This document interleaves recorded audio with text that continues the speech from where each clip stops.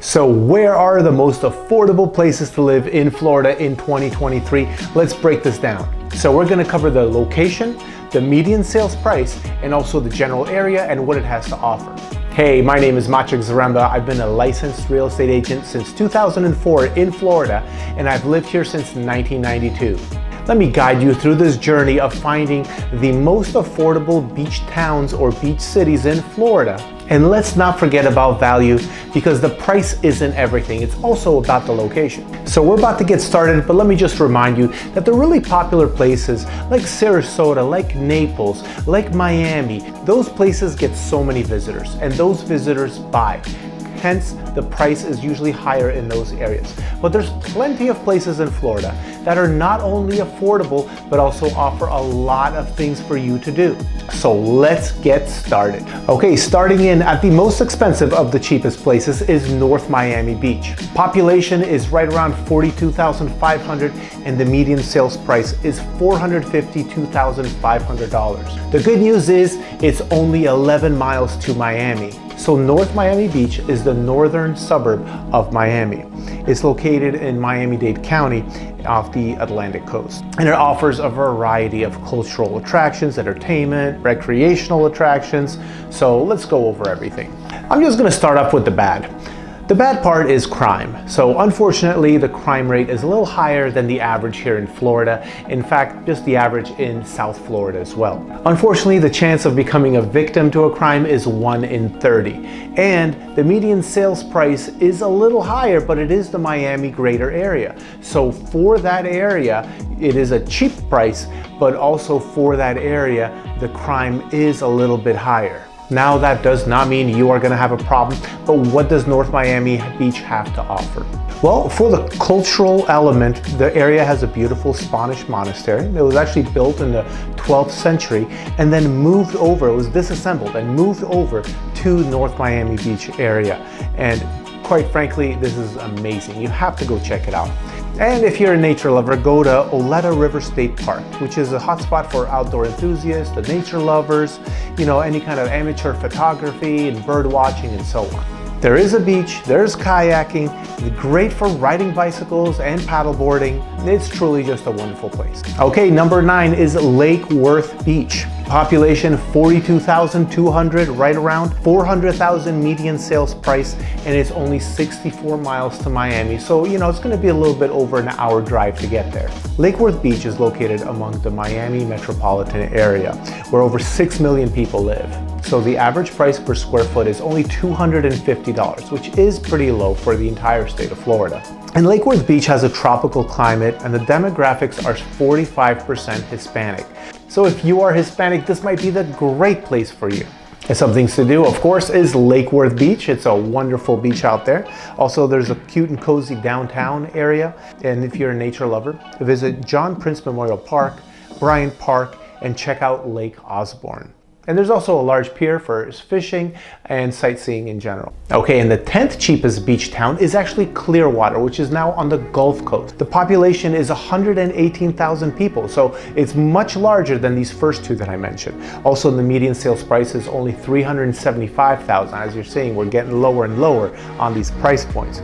But location-wise, you don't really need to go anywhere if you're in Clearwater. Clearwater has everything you want. But if you want more entertainment, or if you want the nightlife, you can also go to St. Pete, only 22 miles away, or you can go to Tampa, also 22 miles away, just a different direction. So Clearwater is an affordable beach town. Although officially this is a city, it's not a town, because the population is so high. So it's located on the Gulf Coast, where the waters are warmer than the Atlantic. It's also relatively safe, not much crime in the area. It has a very nice Clearwater Marine Aquarium, also Ruth Eckerd Hall, which is known as the premier performing arts venue in Clearwater. But in terms of beaches and nature, you have a myriad of options in Clearwater. From the beach walk in Clearwater, where we could take strolls along, Clearwater Beach. You also have a pier, which is called Pier 60. And it's a fishing pier that's over 1,000 feet long and the perfect place to go fishing. As for the beaches, of course, you have Clearwater Beach, you have Sandkey Park, and just a little north of Clearwater, you have Kaladesi State Park, which is amazing for kayaking, hiking, and the beach. Number 7 on the list is Fort Walton Beach. Now, Fort Walton Beach population is right around 21,000 people. Also, median price is $353,000. It's 40 miles to Pensacola, and it's 62 miles to Panama City. Fort Walton Beach is our first area in the Florida Panhandle. And like most of Florida, it's a year-round fishing and a beach resort community. And unlike South Florida, Miami area and so on, the busiest season is summer, not the winter. Due to Eglin Air Force Base and Hurlburt Field, there are a lot of people employed in the armed forces. Safety isn't a concern in this area either. And this whole general area is called the Emerald Coast, and they don't lack beaches. The best to visit are Wayside Park on Okaloosa Island, and John Beasley Park and Garnier's Beach Park.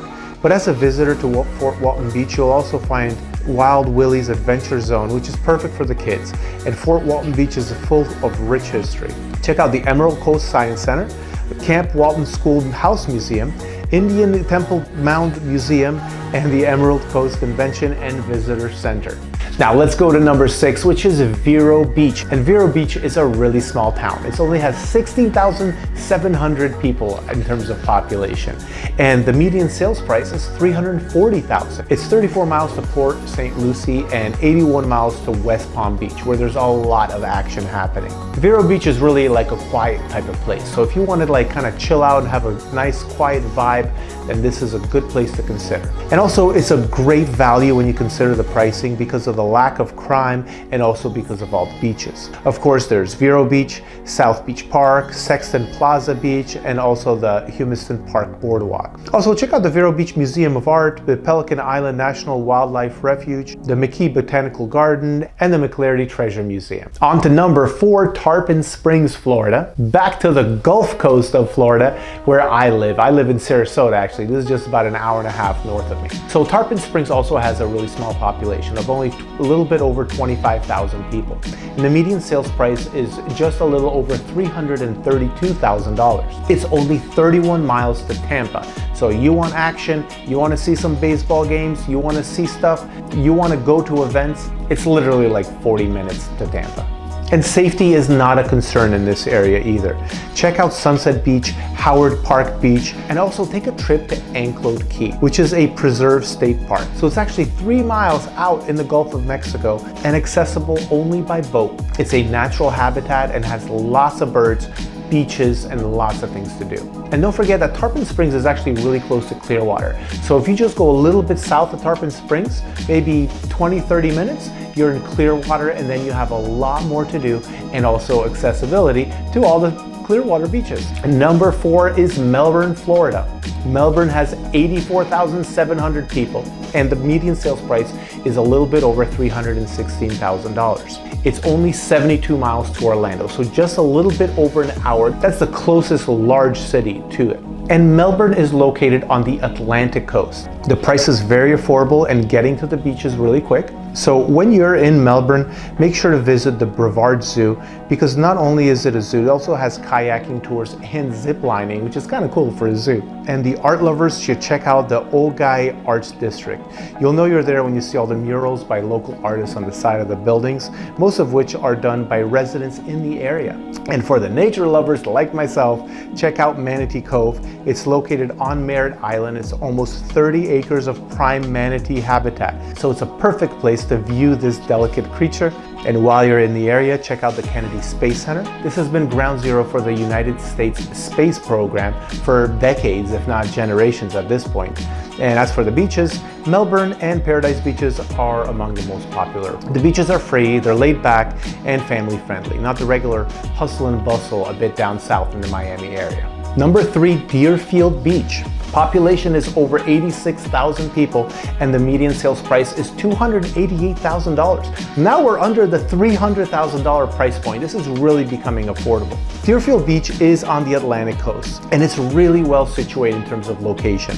Just a little bit south of Boca Raton, just 5 miles, and it's a little bit north of Fort Lauderdale, only 18 miles from there. And Deerfield Beach is a really nice beach with a boardwalk. It's a great place to fish, of course, off the boardwalk, and it's wheelchair and stroller accessible, making it family friendly. And of course, there's sufficient parking too.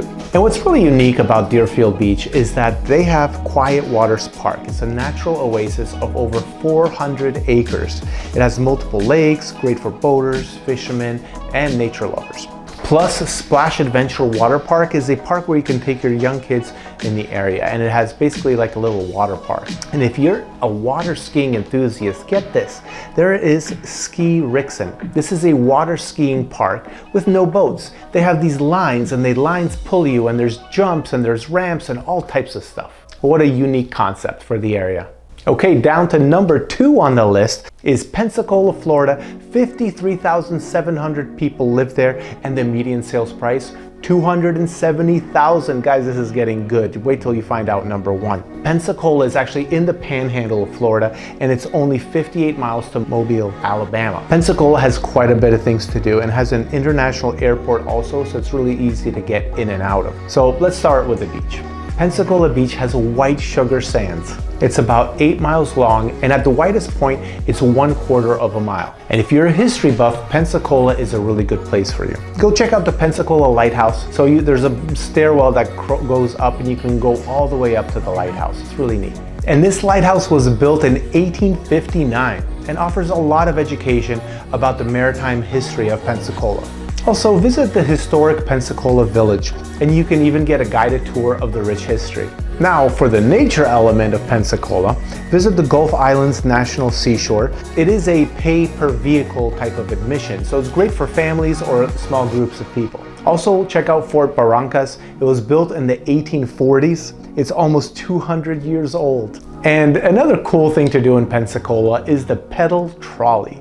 So not only do you get to burn some calories and move your legs a little bit as you propel this vehicle, which sits about 15 people, but you also get to see lots of amazing sights, plenty of photo opportunities, and you even learn about the area. And now number 1, most affordable beach town in Florida for 2023. Drum roll, please. Is Daytona Beach. 75,000 people live there, and the median sales price is only $222,500. It's located northeast of Orlando, just 57 miles away.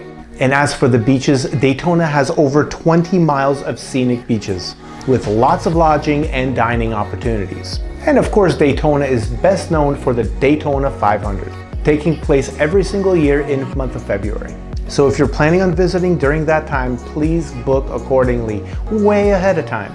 And aside from the beach and the Daytona 500, bring your kids to the Daytona Lagoon, which is a water amusement park. It also has mini golf and laser tag and lots of fun things for the kids to do. And while you're there, go check out some of the museums. Daytona has a lot of museums. Check out the Museum of Arts and Sciences and the Halifax Historical Museum and the Ormond Memorial Art Museum. And for the nature lovers like me, check out the Andy Romano Beachfront Park, Tiger Bay State Forest, and of course, Daytona Beach. Hey, subscribe to this channel, please. I would really appreciate it. And thanks for watching.